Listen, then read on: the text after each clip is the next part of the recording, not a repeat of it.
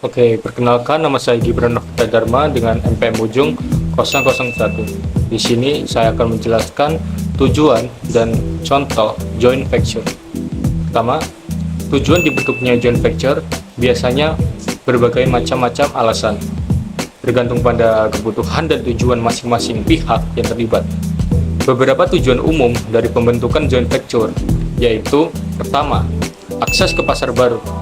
Pihak-pihak yang terlibat dalam joint venture dapat mencari akses ke pasar baru di mana salah satu atau kedua belah pihak belum memiliki kehadiran yang kuat. Kedua, kolaborasi pada proyek spesifik. Joint venture seringkali dibentuk untuk bekerja sama pada proyek-proyek spesifik yang membutuhkan sumber daya atau keahlian yang berbeda dari pihak-pihak yang terlibat. Ketiga, berbagi resiko. Dengan membentuk joint venture, pihak-pihak yang terlibat dapat membagi resiko yang terkait dengan proyek atau usaha bisnis tertentu. Keempat, meningkatkan kapasitas dan kompetensi. Joint venture memungkinkan pihak-pihak yang terlibat untuk memanfaatkan keahlian dan teknologi atau juga sumber daya yang dimiliki oleh pihak lain. Lalu yang kelima, mengeksploitasi keuntungan bersama. Dengan bekerja sama, pihak-pihak yang terlibat dapat mencapai keuntungan yang lebih besar daripada jika mereka bekerja sendiri. Hal ini dapat terjadi melalui sinergi operasional, penghematan biaya, atau eksploitasi peluang pasar bersama. Dan terakhir keenam, memenuhi persyaratan hukum atau regulasi. Terkadang, pembentukan joint venture dapat menjadi sarana untuk memenuhi persyaratan hukum atau regulasi yang berlaku, seperti persyaratan kepemilikan lokal atau kerjasama dengan mitra lokal dalam proyek-proyek tertentu. Dengan demikian, tujuan dibentuknya joint venture dapat bervariasi tergantung pada situasi, kebutuhan, dan strategi bisnis masing-masing pihak yang terlibat. Lalu, di sini saya akan memberikan contoh dan menjelaskan bagaimana pembentukan joint venture untuk proyek pengembangan properti. Yaitu pertama, mereka akan menilai kebutuhan dan tujuan.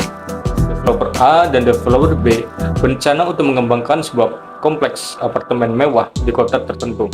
Keduanya menyadari bahwa mereka membutuhkan mitra untuk menyatukan sumber daya dan keahlian mereka dalam pengembangan properti. Lalu kedua, akan diidentifikasi mitra potensial tersebut. Developer A dan developer B memutuskan untuk mencari mitra yang memiliki pengalaman dalam pengembangan properti mewah dan memiliki modal yang cukup untuk mendukung proyek ini. Lalu ketiga, mereka akan melakukan negosiasi dan penyusunan perjanjian. Setelah beberapa pertemuan dan negosiasi, developer A dan developer B menyetujui kerangka dalam perjanjian joint venture. Perjanjian ini mencakup pembagian kepemilikan, pembagian tanggung jawab, dan pengembangan properti, pembagian keuntungan, dan mekanisme pengambilan keputusan. Keempat, pendanaan. Developer A dan developer B sepakat untuk menyumbangkan modal awal secara setara untuk memulai proyek, serta mendapatkan pendanaan tambahan dari lembaga keuangan untuk mendukung pengembangan properti. Kelima, pembentukan dan registrasi. Developer A dan developer B membentuk sebuah perusahaan terbatas baru yang akan bertindak sebagai entitas joint venture. Mereka menyusun dokumen-dokumen resmi seperti akta pendirian dan perjanjian joint venture, lalu melakukan pendaftaran perusahaan di kantor pemerintah setempat. Keenam, implementasi dan operasional. Setelah perusahaan joint venture dibentuk, developer A dan developer B memulai tahap implementasi proyek. Mereka merekrut tim manajemen proyek, memilih arsitek dan kontraktor, serta memulai proses perizinan dan konstruksi. Lalu terakhir, pengelolaan dan monitoring. Developer A dan developer B secara rutin memantau kemajuan proyek, memastikan bahwa anggaran dan jadwal terpenuhi, dan mengkoordinasi kegiatan dengan tim proyek.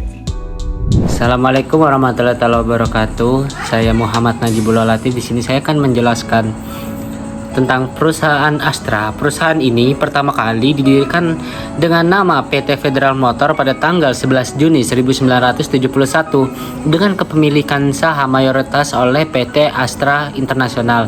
Perusahaan ini kemudian mulai memproduksi komponen otomotif melalui anak perusahaan. Dimulai dengan membangun anak perusahaan yang produksi komponen-komponen dasar seperti dengan roda, knalpot, dan sebagainya dengan label PT Honda Federal pada tahun 1974. 5 tahun berselang, perusahaan kemudian mendirikan PT Sohwa Manufacturing Indonesia yang khusus memproduksi peredam kejut.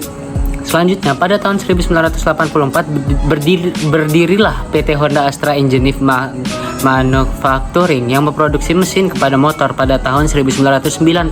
Perusahaan masih terus mengembangkan produksi komponen dengan membangun kembali anak perusahaan yang bernama PT Federal Izumi MFG yang khusus memproduksi piston. Pada awal berdirinya, perusahaan ini masih mengimpor komponen sepeda motor dari Jepang yang berupa CKD, Completely Knockdown. Produk pertama yang dirakit oleh perusahaan ini adalah tipe bisnis Sakini S90Z, sepeda motor bermesin 4 tak dengan kapasitas 90 cc. PT Federal Motor mengalami merger dengan beberapa anak perusahaan lainnya pada tahun 2001. Pada proses merger ini lahirlah perusahaan baru yang kemudian diberi nama PT Astra Honda Motor dengan kepemilikan saham 500% PT Astra International TB dan saham sisanya oleh Honda Motor CO Jepang. PT Astra Honda Motor memiliki 4 fasilitas pabrik perakitan di Sunter, Jakarta Utara sebagai kantor pusat. Pabrik kedua berada di Pegangsang 2 Kelapa Gading. Pabrik ketiga berada di kawasan MM 2100 Cikarang Barat, Bekasi. Pabrik keempat berlokasi di Karawang yang baru mulai beroperasi di tahun 2004.